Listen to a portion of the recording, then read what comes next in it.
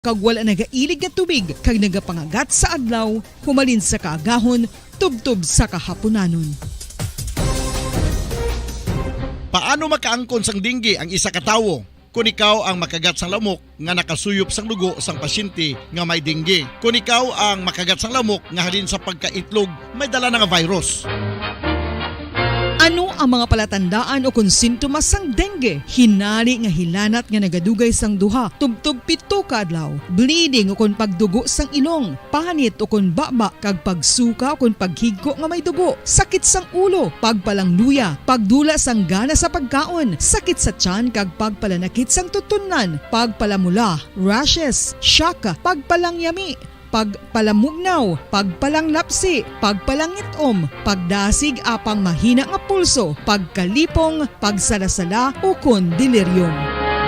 Sa karon nga uso naman ang dinggi kag nagasugod na ang tigululan, ginapanugyan sa tanan nga magpanglimpyo sa aton palibot kag ugsaran, pakulbon o kon pangulaon ang tanan nga mga suludlan o kon bisan ano lang dira nga may stagnan o kon nagsupot nga tubig, agud matapna ang pagbreed sang mga lamok. Pahanumdum, nagikan sa Bombo Radio Bacolod. Basta Radio, Bombo! Makapila ka beses kung magpangapi sa isa kadlaw, maghinay-hinay lang sa pag-inom sang kape bagod may ara ini sang ini maayo nga epekto sa lawas. Apang paano bala mibuan kung masobrahan na kita sa kape? Nahibaluan nga ang 400 mg sang caffeine o kung kapin-4 katasa sang brewed coffee sa isa ka adlaw ang makabig pa nga safe para sa pila ka mga healthy adults. Apang dapat naman ini nga hagan-haganon kung makabatyag na sa mga sintomas nga nagapahibalo nga nasubrahan ka na sa kape. Ini ang ginalakipan sang pagsakit sang ulo, hindi makatulog, anxiety, kag masami nga ginanerbiyos, kalakip na ang paglingin sang ulo, pagka-iritable, masami nga pagpangihi, pagpalangurog sang unod, kag pagdasig sang kuba-kuba sang dughan. Gani mga kabombo, hagan-hagan lang sa kape. Pamangkot, sino sa inyo ang may tanom nga saging nga saba sa inyo balay o kun uma? Kagaangay sang halos kalabanan, paborito man bala ninyo ang saba nga saging? Nga wala labot pwede makaon kon fresh, luto o kon bisan hilaw, pinaagi sa pagtanok suni. Paborito ini naton nga snacks kun himuon nga banana Q, banana chips, crisp banana fritters o kun turon, namit man ini prituhon, plus ginahimo man ini bilang ketchup, banana ketchup. Kag ang luto nga saba, ginalulod ini sa mga potahe kaangay sang pochero. Yum yum. Well, sa mga utod naton dira nga hindi kumpleto ang ila adlaw kung hindi makakaon sang luto nga saging nga saba, good news! Philippine Standard Time, 51 minutos na kaligad-stak na alas 5 sa hapon. Welcome mga kami na pagpalagad siya Pratutunan Bombo Reports Afternoon Edition pang Miyerkules o kung pang Huwebes Edisyon siya Pratutunan Petsa 2 na kita karoon niya sa bulan sa Junyo.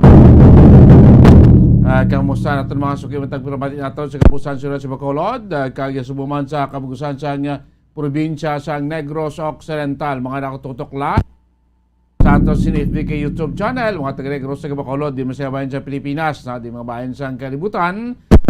Nabatin natin mapalagad siling hapon sa iyo Pratutunan Bombo Reports Afternoon Edition.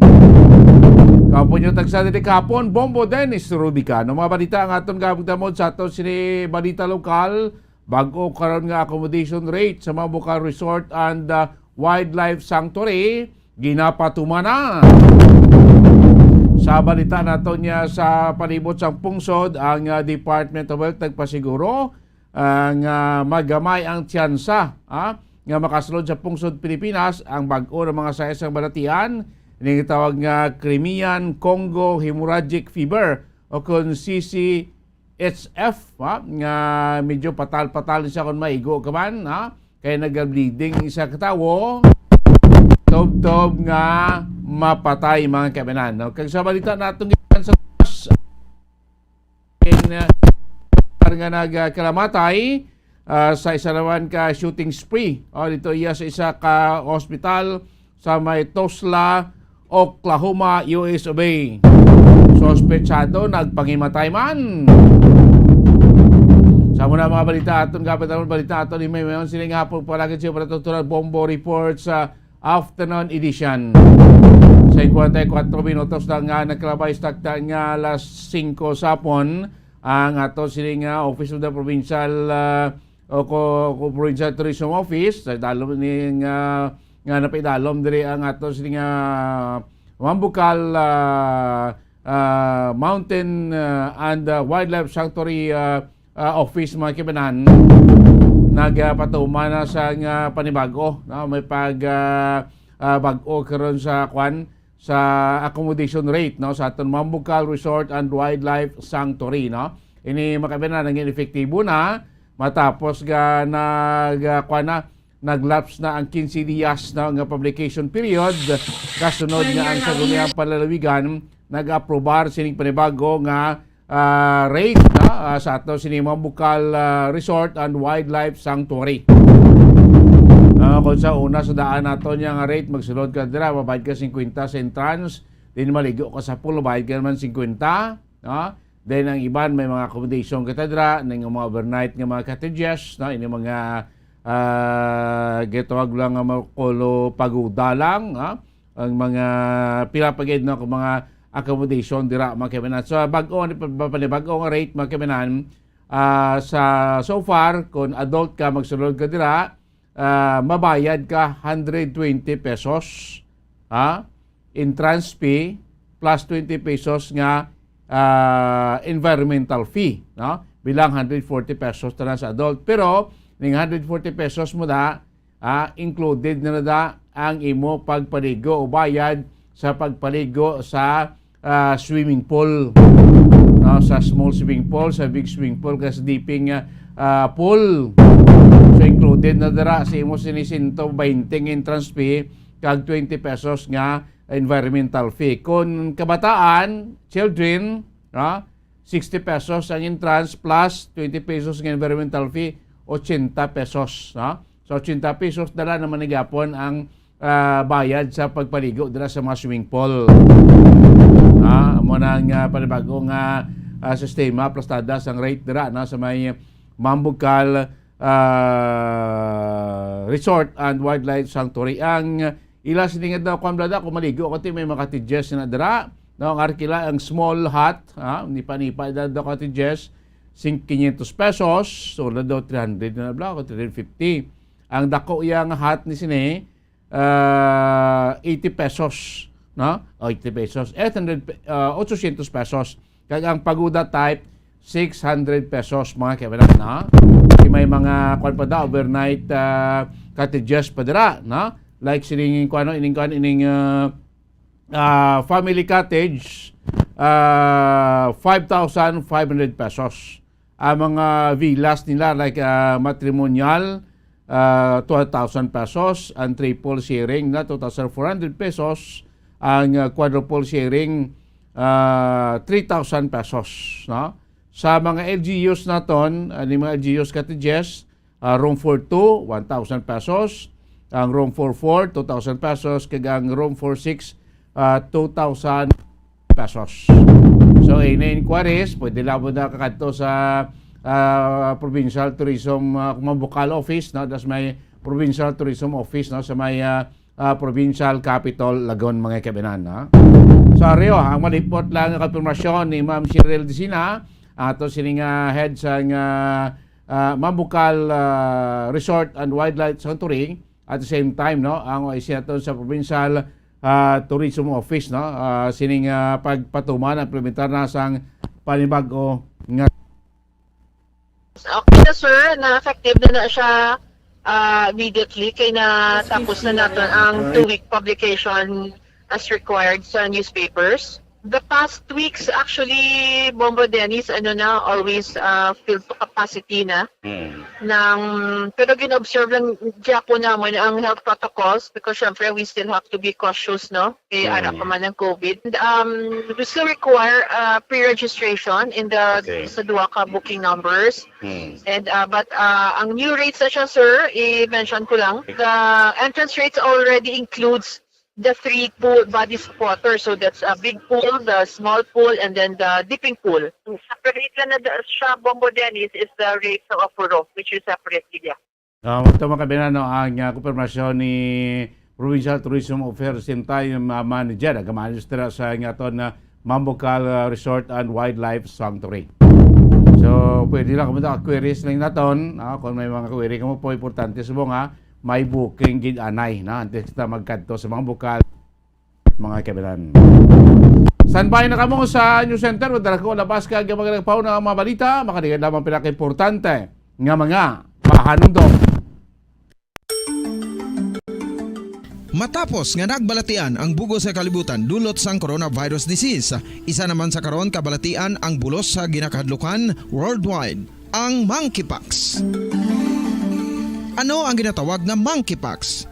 Well, sunod sa World Health Organization o kung WHO, ang monkeypox ang isa ini ka infectious disease nga dulot sang monkeypox virus. Kung maghambal naman kita monkeypox virus, isa ini ka orthopox virus nga mo ang ginatunaan sa mga sintomas nga daw kaangay sa smallpox apang less severe. Ang monkeypox ginakabig nga less contagious kag mangintunaan sang less severe nga mga balatian kung ikumpara sa smallpox. Simuloan nga ang smallpox na eradicate na ini sa tung 1980 apang ang monkeypox nagapadayon nga nagaduging sa mga kapungsuran sang Central kag West Africa. Sa karon, mayara duha ka distinct clade ukon subtype, ang West African clade kag ang Congo Basin clade nga amuman ang ginatawag Central African clade. Ang monkeypox ang ginakabig nga zoonosis. Ukon isa kasahi isang balatian nga naghalin sa mga sapat padulong sa humans. Mga sapat kaangay sang squirrels,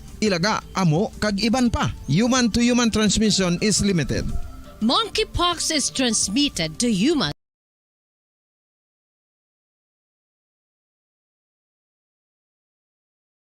Ferdinand Bongbong Marcos Jr. Samantala, natitirang utang ng bansa lumubo pa sa 12.7 trillion pesos. Sa iba pang mga balita, itong formally executives na ikinulong ng Senado ay nagbabalak daw bumuelta ng kaso itong si Dargani at Ong humiling ng privacy matapos makalabas na rin sa piitan. Higit kalahating bilyong halaga ng iligal na droga na sabat ng PDEA sa magkahiwalay na operasyon sa Cavite kaninang umaga. 5 drug suspect arestado. At sa ating international news, kukuha tayo ng update panibagong mass shooting sa isang hospital campus sa Oklahoma na ikinasawi ng 5 kabilang ang gunman, sentro ngayon ng panibagong mga debate. At sa atin pong sports balita, itong Boston Celtics binaliwala lamang ang pagbansag sa team na dehado raw dahil walang NBA Finals experience kumpara pa rin sa Golden State Warriors. At live nationwide via satellite mula sa Bombo News Center Makati, kami ang inyong mga tagapaghatid balita. Ako si Bombo Jane Buna. At ako naman si Bombo Gerald B. Ulep. At ngayon sa retalya ng ating mga balita. Kasunod na rin po ng pag-anunsyo ng kampo ni President-elect Ferdinand Bongbong Marcos Jr. sa venue ng inaugurasyon nito sa Hunyo 30 ay sinimula na po ng Department of Public Works and Highways or DPWH ang pag-aayos sa harap ng pambansang museo. Ayon sa mga engineers po ng DPWH, target daw nilang tapusin itong paghahanda sa Hunyo 20. Kasama sa mga inilagay itong mga sa entablado po, inilagay itong entablado sa harap ng National Museum at tuloy-tuloy na rin ang kanilang paglilinis dito. Una rito, nagsagawa na rin umano ng ocular inspection itong inaugural committee ni President-elect Marcos sa pambansang museo matapos itong mapiling venue nga ng inaugurasyon ng susunod na Pangulo ng Pilipinas. Ayon kay dating Manila Representative at ngayon Presidential Management Staff Secretary-Designate Zenaida Naida Amping, sa ngayon ay full swing na rin itong paghahanda ng team ni Marcos para siguruhin pagsapit ng Hunyo 30 ay handa na ang venue para sa inaugurasyon. Sinabi ni Amping na ang National Museum of Philippines building at ang paligid nito ay match na match daw sa kanilang requirements para sa inaugurasyon sa President-elect. Una rito, kinumpirma ni Presidential Communications Operations Office Secretary Designate Attorney Trixie Cruz Angeles na makasaysayang National Museum nga itong inaasahang gaganapin ang panunumpa sa tungkulin ng ika-17 Pangulo ng Bansa sa katapusan ng Hunyo. Dating kilala bilang Old Legislative Building at dito rin ginanap itong panunumpa sa tungkulin ni na dating Pangulo na sina Manuel Quezon noong 1935, Jose P. Laurel noong 1943 at Manuel Rojas noong 1946. Dinisenyo po ng Bureau of Public Works. Ngayon, yan po yung DPWH na tinatawag noong 1918 bilang bagong tirahan ng National Library of the Philippines habang natapos naman ito noong 1926. Noong 1935, dito rin ginanap ang proklamasyon ng Philippine Commonwealth at dati rin itong kilala bilang National Assembly Building. Nasira po ito noong World War II at sumailalim sa reconstruction mula 1949 hanggang 1950. Sinabi rin po ni Ang Ping na kanilang iniisip itong Quirino Grandstand bilang potential venue, pero ang inaugurasyon nga ay napansin nilang dito sa isinagawang ocular inspection na mayroong nakatayo pa rin doon na ilang COVID-19 field hospital sa naturang lugar. Si Marcos ay naproklamang President-elect ng Kongreso nitong Mayo 25 matapos ang kanyang landslide na pagkapanalo po sa nagdaang May 9, 2022 national elections. Samantala, suportado naman ni Vice President-elect Sara Duterte ang mga programa at kampanya kontra sa iligal na droga. Binati ni Duterte Carpio ang programa ng Philippine Drug Enforcement Agency sa 13 Martires City, Cavite. Sumentro ang programa sa pagsisira ng nasa 14.29 billion pesos na halaga ng droga sa warehouse ng Integrated Waste Management Incorporated. Nasabat ang mga ito sa iba't ibang operasyon ng ahensya. Dagdag pa ng anak ni Pangulong Rodrigo Duterte, dapat isulong pa ang mga programa kontra iligal na droga. Samantala, bukas naman ang PDEA sa anumang may tutulong pa ni Pangulong Duterte sa ahensya kahit patapos na ang kanyang termino. Matatanda ang napabalitang bukas ang Marcos administration na kuning drug czar ang outgoing president. Sa iba pang mga balita po, iniulat ng Bureau of Treasury na umabot na po sa 12.76 trillion pesos ang kabuang natitirang utang ng national government sa pagtatapos ng Abril mula sa dating 12.68 trillion pesos noong nakaraang buwan.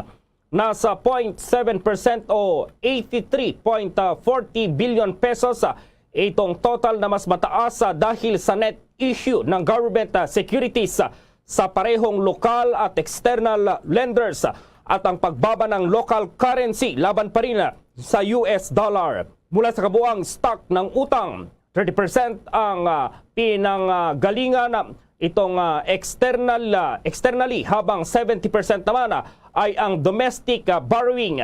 Ang 8.93 trillion pesos na domestic debt or itong utang noong Abril ay 0.8% na mas mataas kumpara noong Marso, habang ang external debt naman na 3.83 trillion pesos ay mas mataas ng 0.4% mula sa nakaraang buwan. Ang ratio ng utang sa GDP ng bansa ay umabot na po sa 63.5% noong Marso, na mas mataas kaysa sa pandaigdigang pamantayan po na 60%. Mula nang maupo sa kapangyarihan, higit na dinoble ni Pangulong Rodrigo Duterte ang utang ng bansa mula 5.95 trillion pesos lamang noong katapusan ng Hunyo 2016. Ang papasok na administrasyon ni President-elect Ferdinand Bongbong Marcos Jr. ay nahaharap sa responsibilidad na bayaran ang lumulubong utang ng bansa habang pinapanatili ang isang nabilis na pagbangon ng ekonomiya. Ang Department of Budget and Management naman, idinipensa at ipinaliwanag ang utang ng Pilipinas na umabot na sa mahigit 12 trillion pesos. Alamin ang detalye sa report ni Bombo Raymond Tinaza. Maraming salamat, Bombo Gerald, Bombo Jane. Ipinagtanggol ngayon ng Malacanang, partikular ng Department of Budget and Management o DBM, ang pag-utang ng gobyerno ng Pilipinas na umaabot na ng 12.7 trillion pesos dahil nga sa pagtugon ng COVID-19 pandemic. Binigyan din ni DBM Acting Secretary Tina Rose Canda na hindi dapat katakutan ang pag-utang kung may mabigat na dahilan para gawin ito. Paliwanag ni Canda, sa nakalipas sa 2 taon na tinamaan ng pandemya ang bansa, hindi natin alam ang gagawin. Walang isolation at quarantine facilities, kulang ang mga hospital beds, walang bakuna, marami ang nawalan ng trabaho dahil nag-lockdown, maraming OFWs ang napilitang umuwi kaya tinustusan ang kanilang quarantine, testing, pagkain at transportasyon at maging kinailangan ding mamigay ng ayuda. Ayon kay Canda, hindi naman pwedeng isakripisyo ang kapakanan, kaligtasan at buhay ng mga kababayan dahil lamang ayaw nating mangutang. Dapat niyang tandaan na issue ng kalusugan ang pinag-usapan dito at wala namang alokasyon para dito sa taon ng national budget noon, kaya kailangang maghanap ng pondo sa pamamagitan ng pag-utang para matustusan ang mga pangangailangan ito ng ating mga kababayan. Pero ang utang kasi hindi dapat katakutan kung halimbawa may dahilan kung bakit tayo nangutang. Alam naman natin na nung time na tumama ang COVID, mga mahigit 2 taon na, no? Wala tayong mga isolation facilities. Wala tayong tamang hospital, dami ng hospital beds, no? So hindi naman natin pwedeng isakripisyo ang buhay ng ating mga kababayan dahil ayaw nating mangutang. So ang karamihan ng utang na yan ay dahil sa pagsagot, no, doon sa problema ng COVID. No, mga health issues yung mga ating sinalo na no. So ano ang ano niyan? Ang susunod naman niyan is hahanap tayo ng paraan para bayaran itong utang na to. Paano natin gagawin 'yon? Well, as mentioned earlier, pwedeng itaas ang buwis. Pangalawa, pwede mong siguruhin na buksan no ang ekonomiya dahil kung mas maraming taong may sweldo or may mga trabaho, ibig sabihin yan, mas malaki ang magiging kita ng gobyerno dahil gagastos yung mga taong may mga sweldo, no? At saka may natatanggap na, kumbaga, na kita sa pagpasok sa opisina o sa trabaho. Para sa Bombo Network News, Bombo Raymond Tinasa nag-uulat. Para sa pambansang radyo ng Pilipinas, Basta Radyo, Bombo! Sa iba pang mga balita po, nilinaw ng kampo ni Vice President Leni Robredo na hindi ito magtatrabaho sa isang ahensya ng gobyerno. Ginawa ng kanyang tagapagsalita at abogado na si Attorney Barry Gutierrez ang paglilinaw kasunod ng tanong kung isa sa alang-alang ba ni Robredo ang pagsali transition at pagsasara ng lahat ng programa ng Office of the Vice President sa ilalim ng kanyang pamamahala.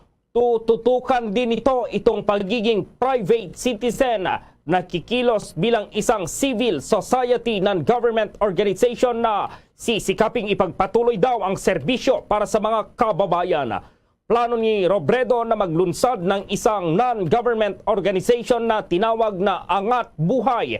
Sa Hulyo 1 po yan o isang araw pagkatapos niyang bumaba bilang vice-presidente. Ang Angat Buhay ay isang anti-poverty program ng Office of the Vice President sa ilalim ni Robredo na pinagsama-sama ang mga resources ng pribadong sektor sa opisina ni Robredo para magbigay ng tulong sa mga nangangailangan. Samantala, sapat ang pondo ng pamahalaan sa ngayon sakaling tamaan ng kalamidad ng bansa sa mga susunod na buwan o kaya sa hinaharap. Sinabi ni DBM Acting Secretary Tina Rose Canda na may mga quick response fund ang iba't ibang ahensya ng pamahalaan na may tuturing na first respondent sa panahon ng kalamidad tulad yan ng DSWD, DPWH at Office of the Civil Defense. Pwede anyang ipalabas agad ng ahensyang quick response fund sakaling kailanganin ng pagkakataon nang hindi na kailangang mag-request pa sa DBM dahil nakapaloob naman ito sa kanilang budget at pwede na agad gamitin. Kapag nangalahatian niya ang pondong ito, ay kailangan lamang nilang mag-request sa DBM para ito mapalitan o mapunuan ulit. Karaniwan naman anyang sa mga huling bahagi ng taon nangyayari ang malalakas na bagyo, kaya sa ngayon ay sapat na ang Calamity Fund na magagamit ng bansa. Sakali man anyang maubos ang Calamity Fund, sinabi ni Kanda na mayroon pa rin tinatawag na Contingency Fund na inilalabas pag inaprubahan ng presidente ng bansa na nagkakalagaan niya ng 6.8 billion pesos, pandagdag o kaya augmentation sa Calamity Fund. Samantala po, inaprubahan na po ni Finance Secretary Carlos Dominguez III ang planong pag-donate ng Bureau of Customs sa nitong BOC ng kabuang 47,000 na litro ng diesel fuel sa Philippine Coast Guard, itong PCG at Armed Forces of the Philippines or AFP. Sinabi po ni Dominguez na kumpiska ng Bureau of Customs ang mga unmarked diesel fuel na ito sa magkakahiwalay na field test operations sa Joycel Bus Line sa Caloocan City. Ito'y pasilidad ng Lemis Fuel Station at Star Oil Minlay Gasoline Station.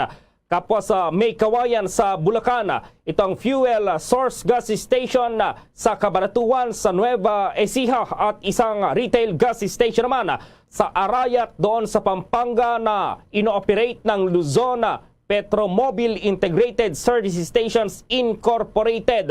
Pawang unmarked ang mga diesel fuel. Ibig sabihin po, anya walang buwis na binabayaran para sa mga ito. Samantala, bilang pagtalima naman sa probisyon ng Mutual Assistance Agreement sa Armed Forces of the Philippines, magdodonate din ng BOC ng 6,000 na litro ng automotive diesel fuel sa mga sundalo. Sa ilalim ng kasunduan, magbibigay ang Armed Forces of the Philippines ng manpower para tulungan ang Bureau of Customs sa kanilang law enforcement activities. At kapalit nito ay bibigyan ng Armed Forces of the Philippines ng makukumpiskang langis o fuel na iligal na ipinapasok po dito pa rin sa Pilipinas. Ano na kayang kalagayan ng mga formal executives na ipinakulong ng Senado at mayroon daw plano itong mga ito? At ma-report si Bombo Dennis Hamito.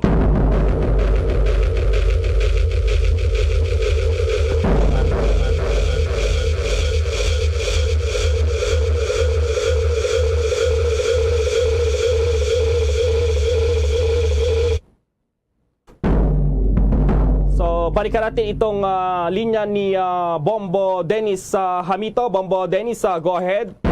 Bombo Gerald, naghahanda ngayon ang panig nitong mga opisyal ng Pharmaceutical Corporation na makapagbuelta ng kaukulang reklamo doon sa mga responsable sa pagpapakulong sa kanila. Ito'y Senado na nagpataw ng contempt charges laban nga dito kina Mohit Dargani ng Pharmaceutical Corporation, pati na dito sa presidente ng naturang kumpanya o director ng kumpanya na si Lincoln Ong. At nakulong nga sila mula pa nung nakalipas na taon at nanatili sa piitan, partikular na dyan sa Pasay City Jail. Pero ayon kay Attorney Ferdinand Topacio, abogado ng mga opisyal ng Parmali, ay pag-uusapan muna nila ito. Sa kasalukuyan ay humihingi daw ng privacy ang panig ni Lincoln Ong at Mohit Dargani upang makasama muna nila ang kanilang pamilya at matalakay kung anong kanilang mga susunod na hakbang hinggil nga dun sa naturang development. May mensahe rin ito kay Senator Richard Gordon. Ito si Attorney Ferdinand Topacio. Ating pakinggan ang naging bahagi ng pahayag ni Attorney Topacio. Wala naman silang nasabi masama. May balak po ba kayo na balikan yung Senate Blue Ribbon Committee dahil sa nangyari sa kliyente ninyo? We will think about it. We will cross the bridge when we get there. Pag-uusapan po namin, in the meantime, we will let them settle down and reunite with their families, make up for lost time. See you soon, Senator Gordon. ang maikling mensahe nitong si Attorney Ferdinand Topacio, ngunit nang usisain nga itong si Topacio kung ano ang ibig sabihin niya doon sa see you soon Senator Gordon, ay hindi na siya nagbigay pa ng karagdagang detalye. Gayunman, una nang sinabi ni Senator Richard Gordon na siyang pinuno ng Blue Ribbon Panel na wala siyang pinagsisisihan doon sa mga naging hakbang nila at kung ano man daw ang magiging direksyon ng buwelta, kung meron man, ay kanilang haharapin ito. Lalo't si Gordon ay hindi na konektado sa Senado sa pagtatapos nga ng 18th Congress, ay isa na siyang pribadong individual at haharapin daw niya kung ano man ang buwelta nitong sina Lincoln pati na ang iba pang opisyal ng Parmalee Pharmaceutical Corporation. At sa kasalukuyan nga, kapiling na ng pamilya itong dalawa na kakalaya lamang kanina mula doon sa piitan sa Pasay City, Bombo Gerald. Bombo Dennis, anong mangyayari sa mga ito ngayon na nasa ilalim pa rin ba ng lookout bulletin order or wala na, Bombo Dennis, since pinakawalan na sila ng Senado, Bombo Dennis? Sa ngayon, Bombo Gerald, ay maaari namang ituloy yung pananatili, yung pag-observe sa kanila.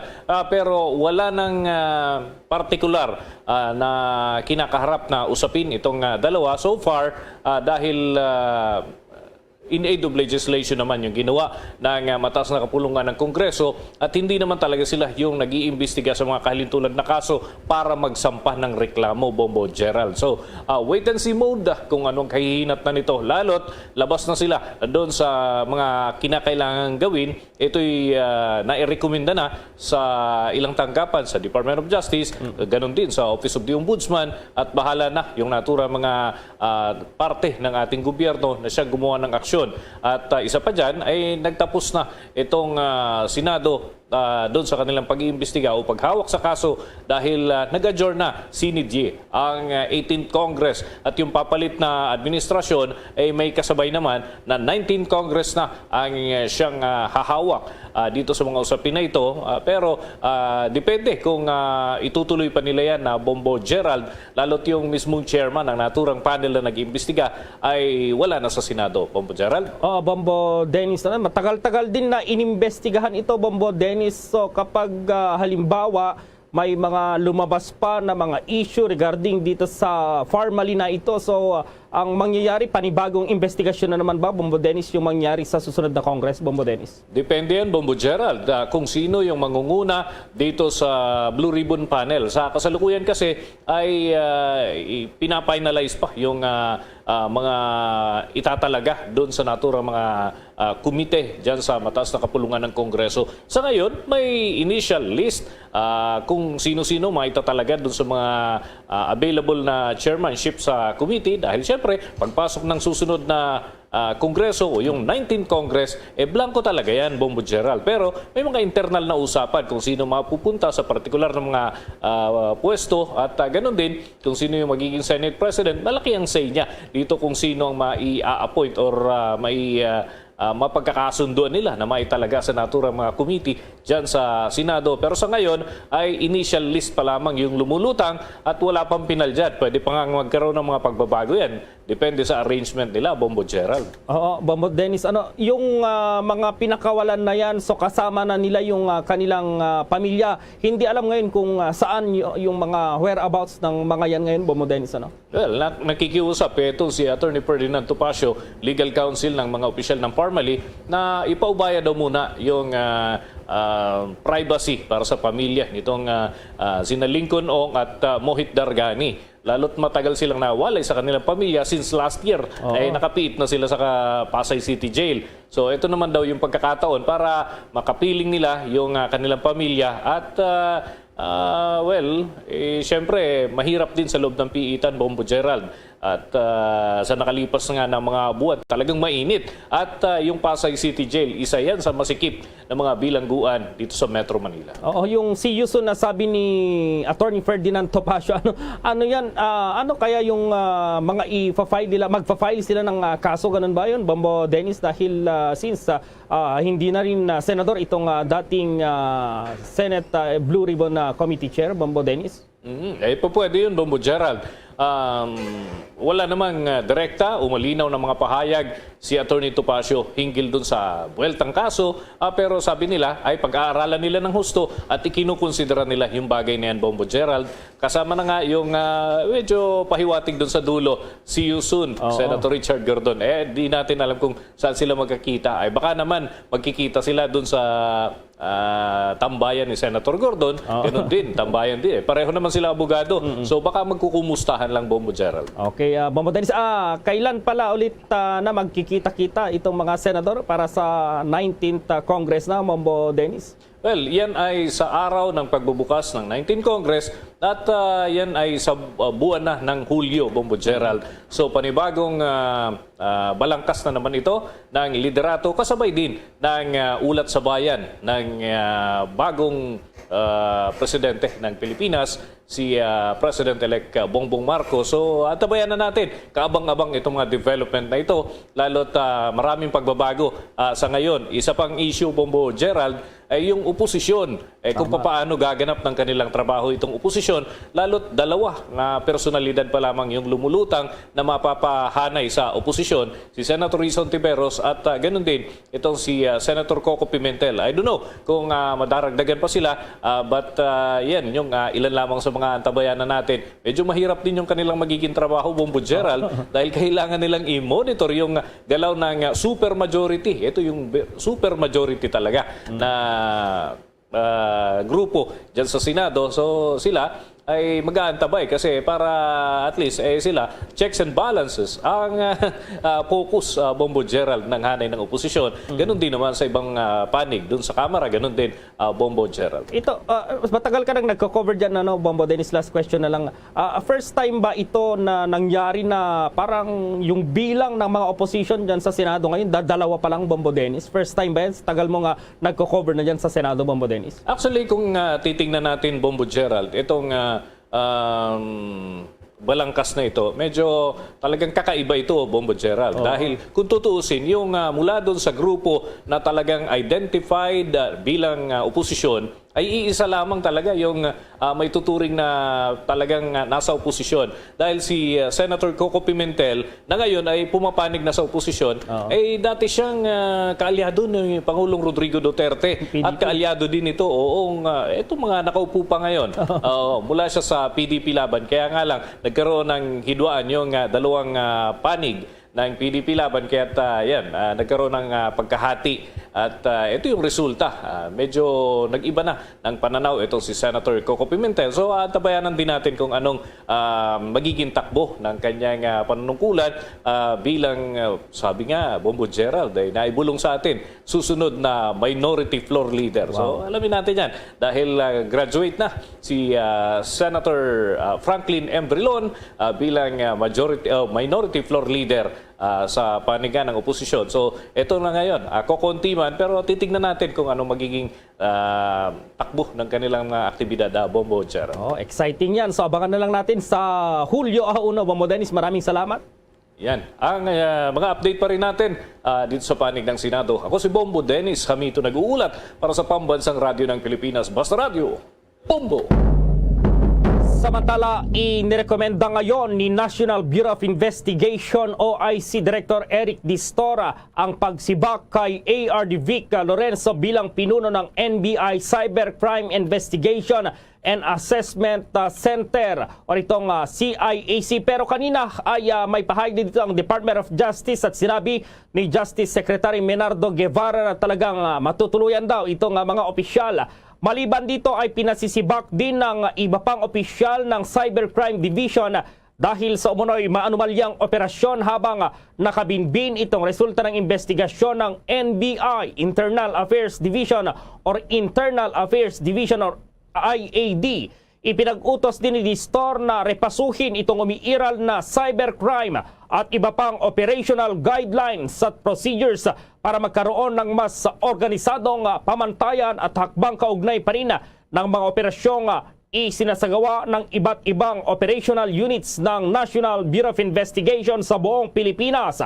Sa pagbibigay po ng kanyang direktiba, sinabi ni OIC Director Distor na muling susuriin ng NBI ang mga alituntunin ng ahensya sa mga operasyon kabilang na itong serbisyo ng search warrant operations, intelligence operations at investigation operations. Binigyang din ni Distor na simula ngayon ang lahat ng otoridad sa pagpapatakbo ay dapat magmula sa tanggapan ng direktor at dapat nasa ilalim ng kontrol at pangangasiwa daw ng nasabing tanggapan sa tulong ng kanilang mga deputy directors. Idinagdag niya na ang lahat ng regional directors, itong agents in charge at central office chiefs ay inutusan din na isumite sa Office of the Director ang kanilang performance accomplishments reports para sa pagsusuri.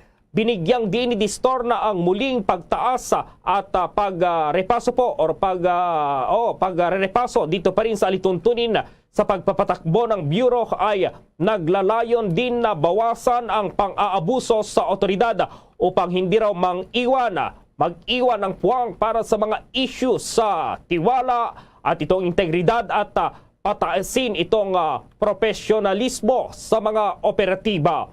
Gayun din upang higit na mapalakas ang patuloy na tagumpay ng kawanihana sa paglaban sa mga krimen at mga ipinagbabawal na aktibidad na may pinakamataas na kahusayan at bisa. Idinagdag ni Distor ang pagsusuri ng mga pamantayan sa pagpapatakbo at pamamaraan na panahong isinasagawa naman ay palaging kinakailangan bilang bahagi ng pagtugon ng pamamahala sa pagtaas ng papel ng NBI sa mga hamon sa isang moderno at mataas na teknolohiya. Itong advanced technology na dito pa rin sa ating lipunan. Ipinunto pa ni Distor na isasagawa ang tuloy-tuloy na paglilinis sa mga tauhan ng Bureau para mapanatili lamang ang mga highly skilled, itong competent at deserving at dinigdag na hindi na kukonsintihin ang unprofessionalism doon pa rin sa NBI. Sa iba pang balita, nagpaabot ng kanyang good luck message si outgoing Senate Blue Ribbon Committee Chairperson Richard Gordon sa susunod na maging leader ng panel na siyang responsable sa pag-imbisiga sa maling gawain ng mga ahensya ng gobyerno at mga bagay na may kinalaman sa pampublikong interest. Si Senator Juan Miguel Zubiri na nakatakdang magsilbi bilang Senate President sa 19th Congress ay nagsabi na inalok ang Blue Ribbon Chairmanship kay Senator Francis Tolentino. Hindi pa siya sumasagot para kumpirmahin kung tinanggap niya o hindi ang post. Sa anumang kaso, sinabi ni Gordon sa kanyang magiging kahalili na ang pamumuno sa committee ay ang pinakamahirap na trabaho sa Senado. Para kay Gordon, ang isang senador na kabilang sa isang partidong pampolitika ay maaring mahihirapan sa epektibong paghawak sa Blue Ribbon Panel dahil sa iba't ibang alalahanin. Kasama sa mga investigasyon ng Senado na pinamunuan ni Gordon ang pagsisiyasat sa mga transaksyon ng gobyerno sa Pharmaly Pharmaceutical Corporation na di umano'y nag-supply ng overpriced at substandard na kagamitang medikal. Itinanggi ito ni Pangulong Rodrigo Duterte at ilang linggo niyang binasted si Gordon at iba pang mga senador na sangkot sa pagtatanong. Samantala, todo na raw itong paghahanda sa ngayon ng Bureau of Immigration o itong BI sa posibleng pagbuhos ng mga foreign students na nagbabalik dito po sa Pilipinas para mag-aral. Kasunod dito, siniguro naman ni Bureau of Immigration Commissioner Jaime Morente na magiging smooth at seamless pa rin itong pagproseso ng Immigration Bureau para sa pag-convert sa mga estudyante. Ipinag-utos na rin daw niya sa kanilang mga personnel na makipag-ugnayan sa mga stakeholders para siguruhing walang magiging problema sa pagpasok ng mga estudyante. Ito rin umano ang ambag ng Bureau of Immigration sa sektor ng edukasyon na matinding tinamaan po ng pandemic. Kung maalala noong kasagsagan ng pagtama ng COVID-19 na dito pa rin sa bansa ay karamihan sa mga foreign students dito sa Pilipinas ay pinabalik sa kanilang mga bansa kasunod ng nationwide lockdowns. Sinabi naman po ni Anthony Cabrera, itong chief ng Student Visa Section ng Bureau of Immigration, na inaasahan naman daw nila ang pagbabalik ng mga foreign students sa bansa sa ikatlong quarter ngayong taon kapag nagsimula na itong school year. Una rito, inanunsyo na ng ilang mga eskwelahan na magsasagawa ang mga ito ng limited face-to-face classes. Bago ang pandemic ay meron ng mahigit 35,000 na mga foreign students na nag-aaral dito sa Pilipinas. Higit kalahating bilyong halaga naman ang iligal na droga na sabat ng PDEA sa maghiwalay na operasyon sa Cavite kaninang umaga at 5 drug suspect arestado. May karagdagang pagulat si Bombo Annalyn Soberano.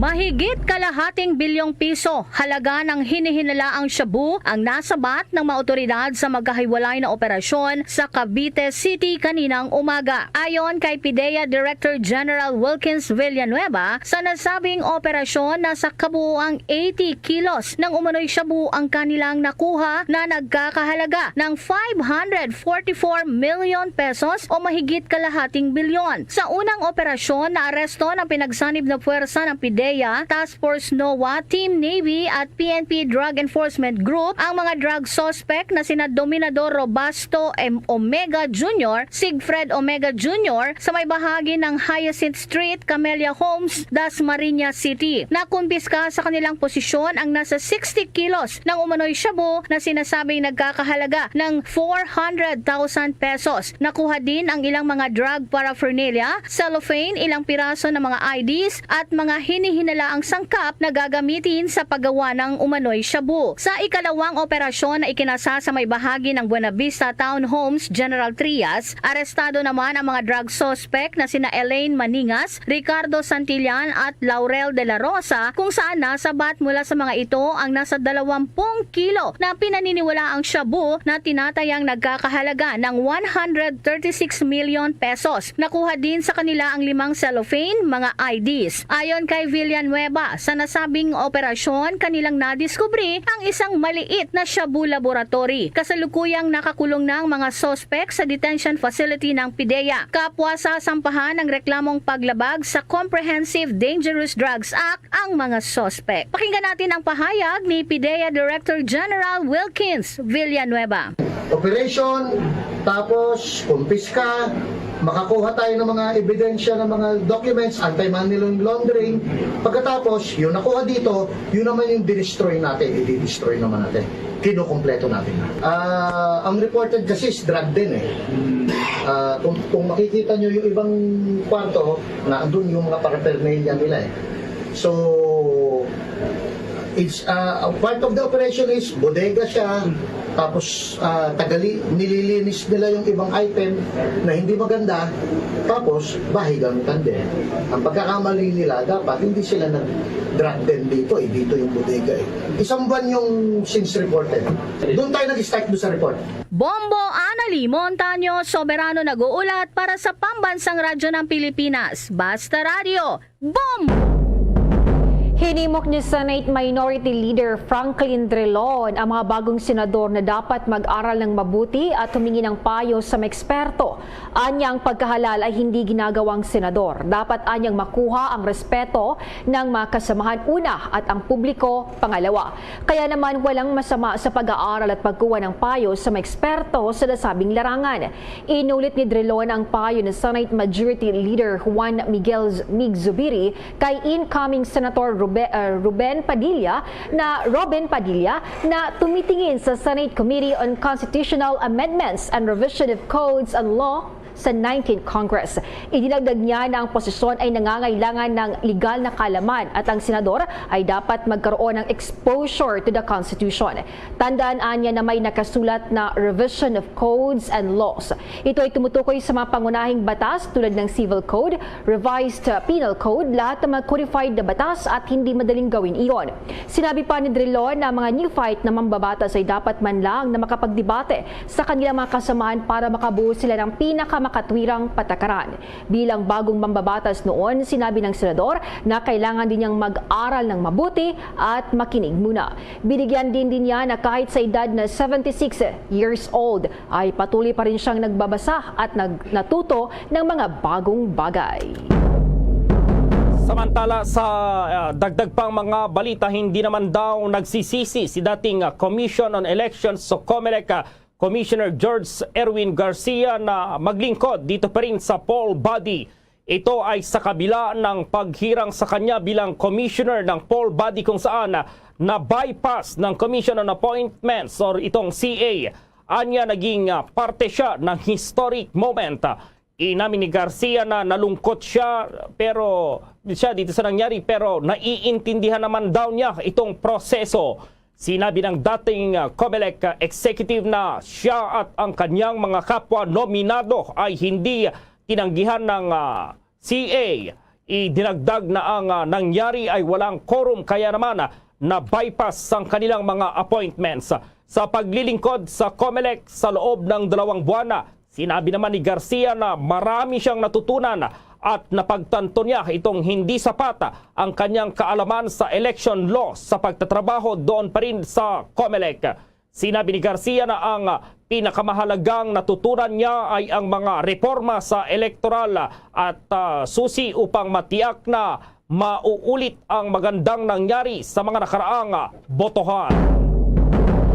Samantala, wala umanong katotohanan ang lahat ng aligasyon ng bodyguard at driver ng self-confessed drug lord na si Kerwin Espinosa laban sa nakadeteneng si Senator Leila de Lima. Sa 4 na pahinang counter affidavit, sinabi ni Marcelo Adorco na pilitan daw itong pirmahan ang kanyang affidavit dahil sa takot sa kanyang buhay at kanyang seguridad habang nasa Albuera Police Station noong taong 2016.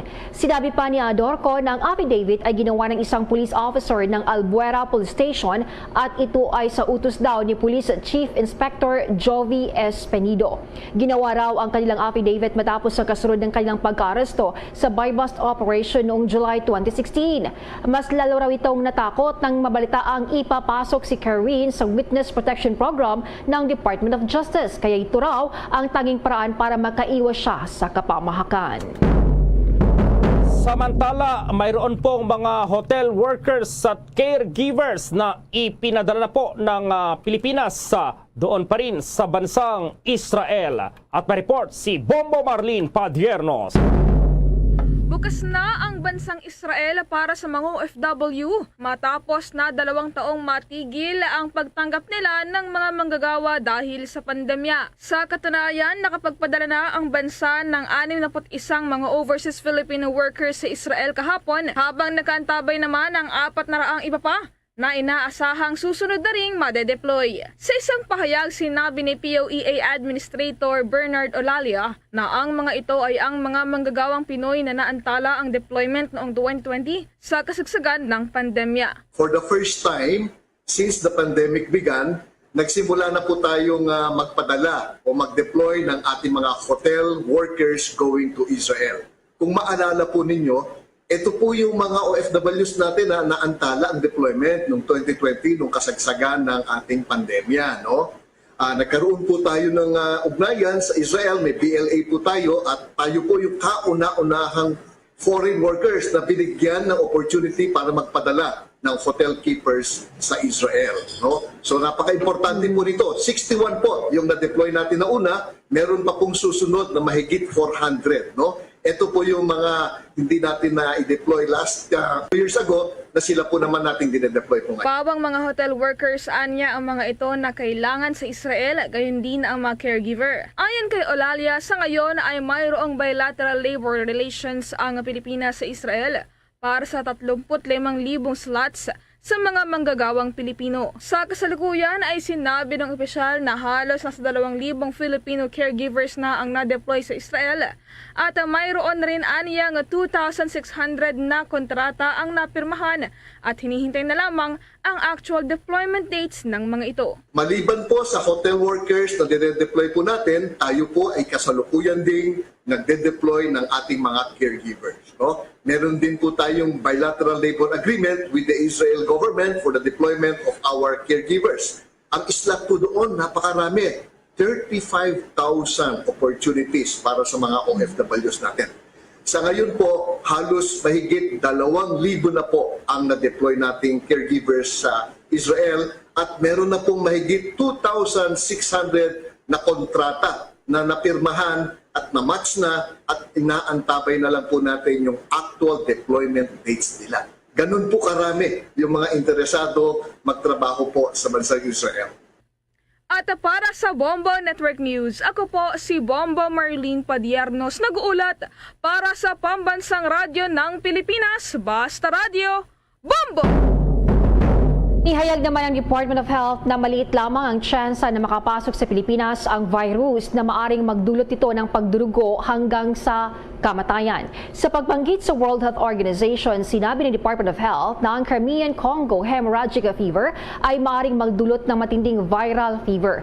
Ayon pa sa ehensya, karaniwang sintomas nitong lagnat, pananakit ng kalamnan, pagkahilo, pananakit ng leeg, paninigas, pananakit ng likod, sakit ng ulo, sore eye, sensitivity sa liwanag, pagduduwal, pagsusuka, pagtatae, pananakit ng tiyan at pananakit ng lalamunan. Sinasabing ang CCHF ay endemic sa Africa, Balkan States, Middle East at ilang hilagang bansa sa Asia.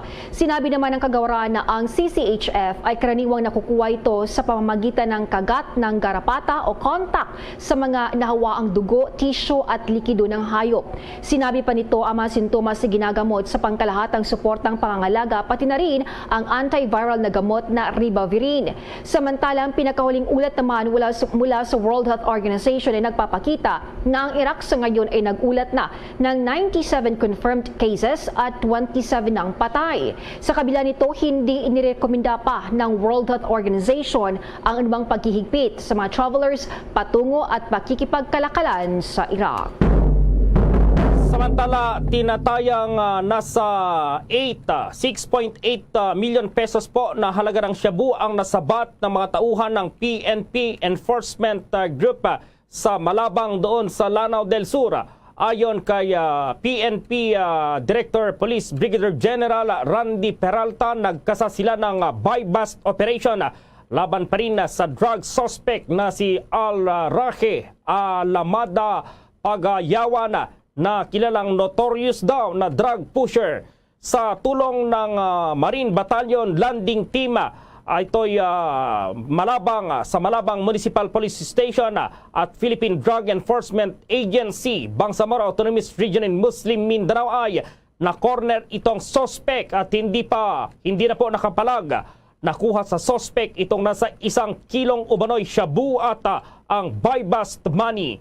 Sa ngayon, nasa kustodiya na po ng PNP DEG Office 10 ang nahuli at sasampahan ng reklamong paglabag pa rin sa Republic Act 9165 o itong Comprehensive and Dangerous Drugs Act of 2002. Umaasa naman ang PDEG na dahil sa pagkakahuli ng sospek ay mababawasan na itong kalakaran ng iligal na droga sa Malabang at mga karatig na lalawigan. Hinikayat naman ni Senator-elect Joseph Victor J.V. Ejercito ang Philippine Health Insurance Corporation na ipagpaliban muna nakatakdang pagtaas ng premium ngayong buwan. Sinabi nito na anumang scheduled premium hike ay magiging insensitive sa kalagayan ng mga Pilipinong nahihirapan pa rin sa ekonomiya dahil sa COVID-19 pandemic. Dapat lang anya ipatupad ang premium hikes kapag tuluyan ang nakabangon ng bansa. Gayon din sinabi ng incoming senator na ang anumang interes sa hindi naabot na contribution ng PhilHealth ay dapat ding iwaksi para sa mga self-earning na individual, professional practitioners at overseas Filipino workers. Naunang itinaas ng PhilHealth ang premium rate sa 4% ngayong taon para dagdagan ng pondo para sa iba't ibang serbisyong medikal at facility na ipinag-uutos ito sa ilalim ng Universal Healthcare Law. Ngunit ang hakbang ay magreresulta sa mas mataas na kaltas sa masweldo ng mga manggagawa at empleyado sa mga darating na buwan, habang ang mga kusang loob na nag-aambag sa PhilHealth ay magkakaroon naman ng mas kaunting pera sa kanilang mga bulsa.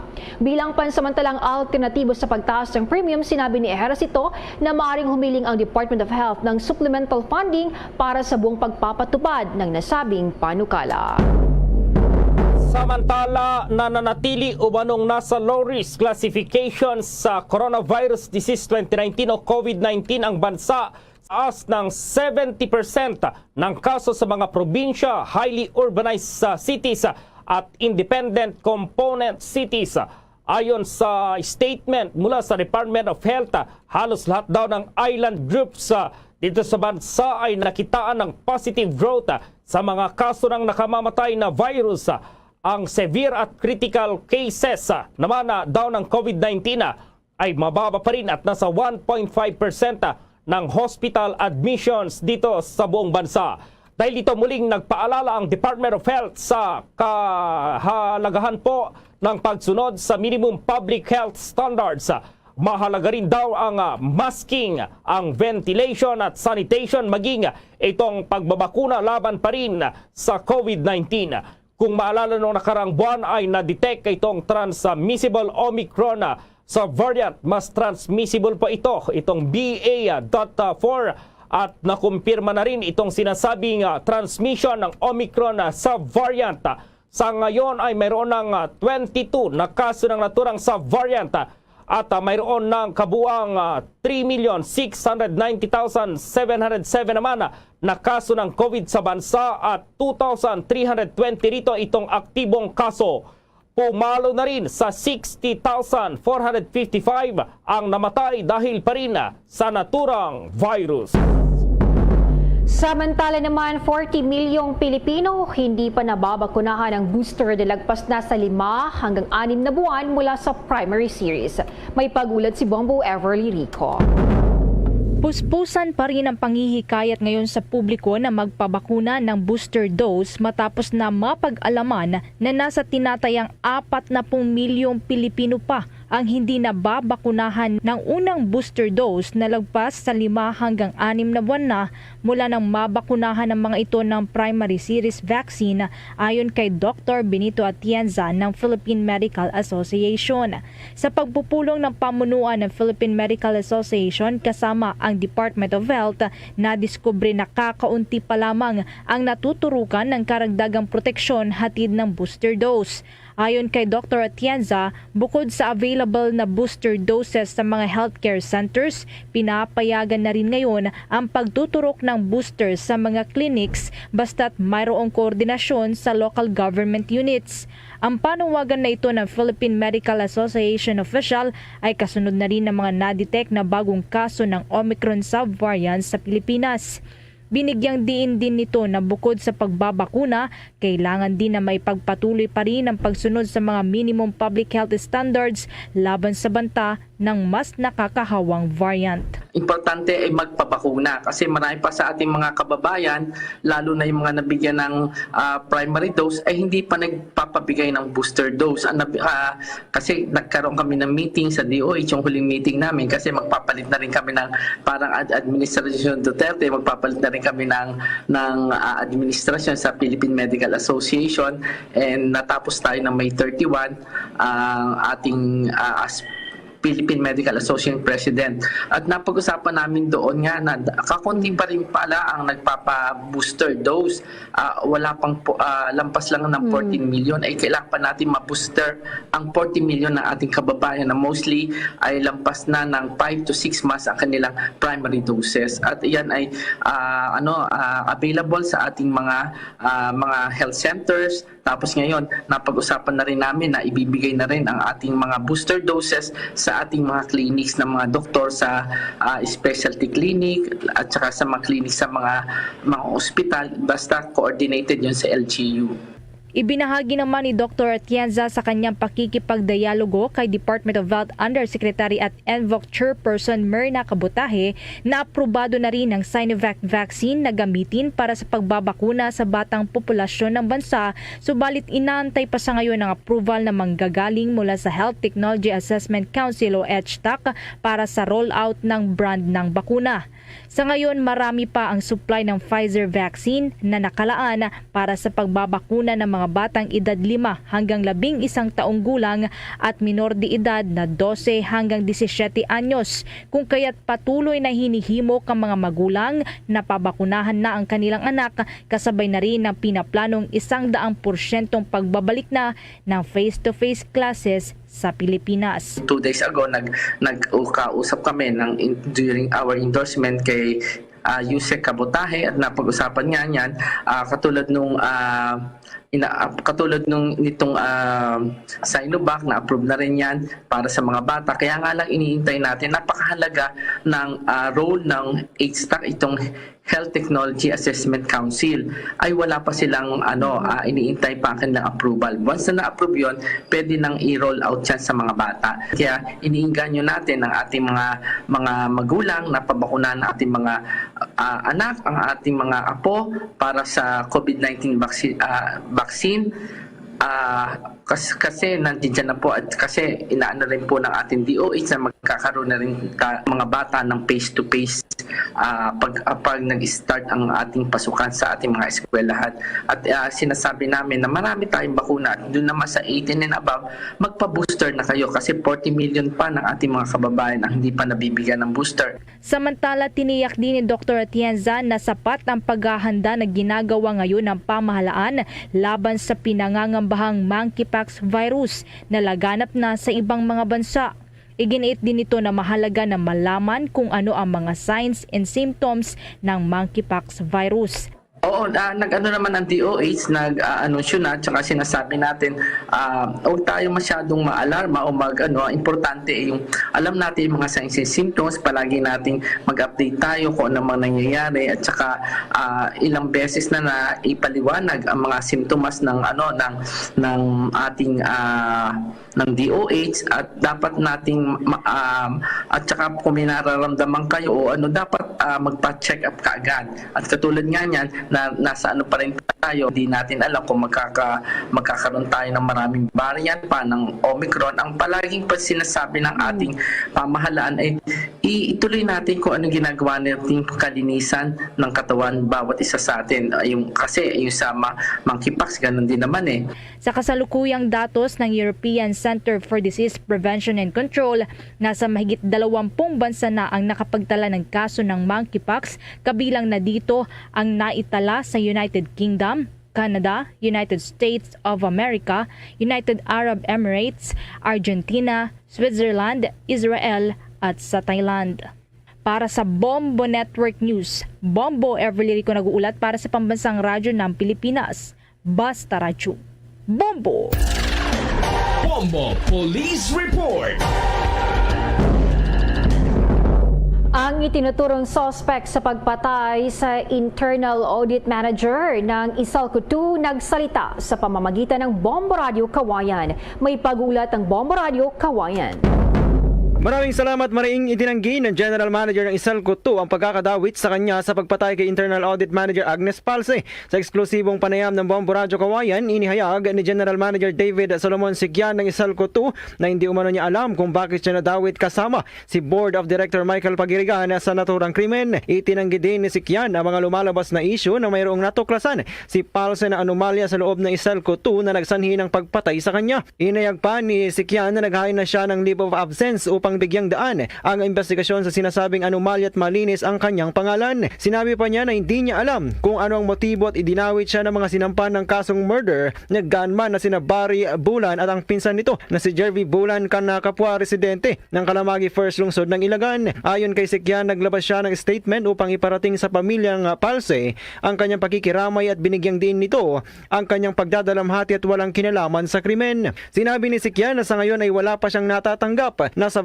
ngunit sakaling matanggap nito ay nakahanda niyang sagutin at humarap sa hukuman. Talagang hindi po natin ang reaksyon ko po dyan ay talagang hindi ko alam kung bakit ano mga nangyayari. Ako po ay nabigla at talagang na-shock at devastated yung ating co-op dahil dyan.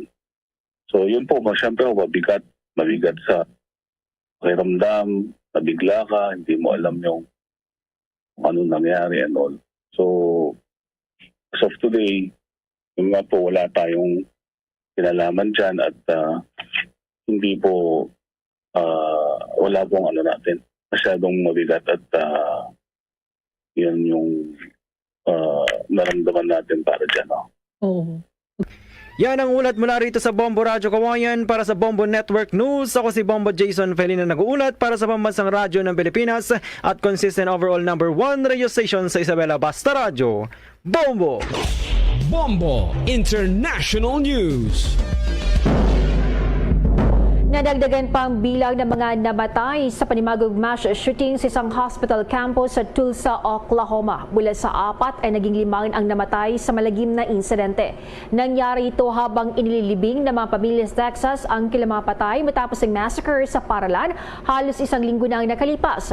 Napatay din sa pangatake ang suspect na armado ng rifle at handgun sa loob ng St. Francis Health System Hospital campus.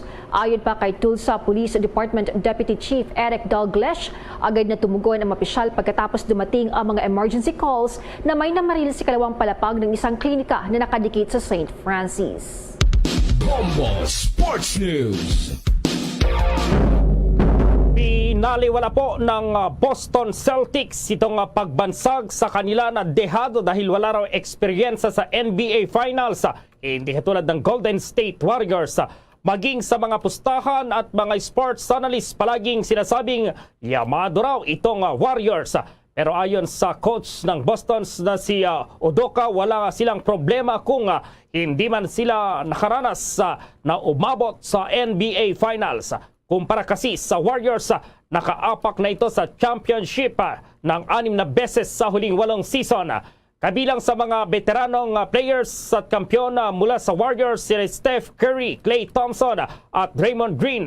Habang sa Boston naman ay 3 beses na natalo sa Eastern Conference Finals sa nakalipas na 5 season bago umusad ngayong taon. Sa kabila nito, pinagbalaki ng coach ng Boston na bagamat marami silang mga batang players, dumaan naman sila sa napakahirap daw na sitwasyon bago umabot sa finals. Kabilang na lamang daw itong dalawang inabot nila ng mga Game 7 at ang pagwalis sa ilang mga top teams sa kanilang daraanan. Para naman kay Celtics star Jason Tatum, handa na sila at excited na makasabak ng benamanong laban doon sa teritoryo po ng karibal na Warriors sa Game 1. Bukas po yan, magsisimula ng alas 9 ng umaga, oras po dito sa Pilipinas. Bombo Foreign Exchange Update. Sa palitan po ng piso kontra pa rin sa ibang currencies, ang isang US dollar sa ngayon katumbas ng 52 pesos 46 centavos, ang Hong Kong dollar 6 pesos at 68 centavos, ang Singaporean dollar 38 pesos at 17 centavos, ang Saudi Arabian rial 13 pesos at 98 centavos, habang ang euro 55 pesos at 89 centavos. The Bombo Foreign Exchange Rate Update is brought to you by Queen City Development Bank. Samantala, dahil sa kinaharap ng buong mundo ang COVID-19 pandemic, samahan niyo po kami sa isang panalangin. Narito ang Horacio Imperata. Merciful and compassionate Father, we confess our sins and we humbly come to you to find forgiveness and life. We come to you in our need to seek your protection against the COVID-19 virus that has disturbed and claimed many lives. We ask you now to look upon us with love and by your healing hand, dispel the fear of sickness and death, restore our hope, and strengthen our faith. We pray that you guide the people tasked to find cures for this disease and to stem its transmission. Bless the efforts to use the medicines developed to end the pandemic in our country. We pray for our health workers that they may minister to the sick with competence and compassion. Grant them health in mind and body, strength in their commitment, protection from the disease. We pray for those afflicted. May they be restored to health. Protect those who care for them. Grant eternal rest to those who have died. Give us the grace in these trying times to work for the good of all and to help those in need. May our concern and compassion for each other see us through this crisis and lead us to conversion and holiness.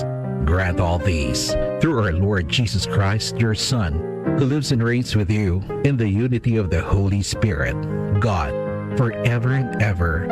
Amen. We fly to your protection. O Holy Mother of God, do not despise our petition in our necessities, but deliver us always from all dangers. O glorious and blessed Virgin. Amen. Our Lady, health of the sick, pray for us. Saint Joseph, pray for us. Saint Raphael the Archangel, pray for us. San Roque, pray for us. San Lorenzo Ruiz, pray for us. San Pedro Calungsod, pray for us. Luzon, Visayas at Mindanao maging sa buong mundo, yan ang kabuuan ng Bombo Network News Evening Edition. At live nationwide via satellite mula sa Bombo News Center Makati, kami ang inyong marakasamang naghatid ng mga balita. Ako si Bombo Jane Buna. At ako naman si Bombo Gerald B. Ulep para sa Pambansang Radyo ng Pilipinas, Basta Radio Bombo!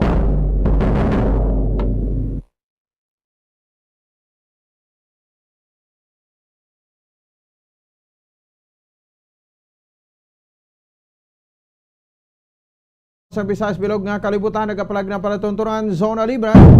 Karon niya daw sang Huwebes sa Petsa 2 sa bahin sa bulan sang Hunyo tag 2022. Sa ato sa rin pagalagad sa ato nga paglaptanay sa karon nga gabi may kopod na ang iya sa rin alagad si Bombo Ponce Espino. Tugtog bitalas sa 9 ang takna sa rin gabi sa pagdulong sa kapagpatpat sa prakabadragwan nga mga balita. Balita lokal, balita national, balita sa luwasang pungsod, pila ka madalagkuan yung mga balita sa patag sa Nampang, kag sa artista.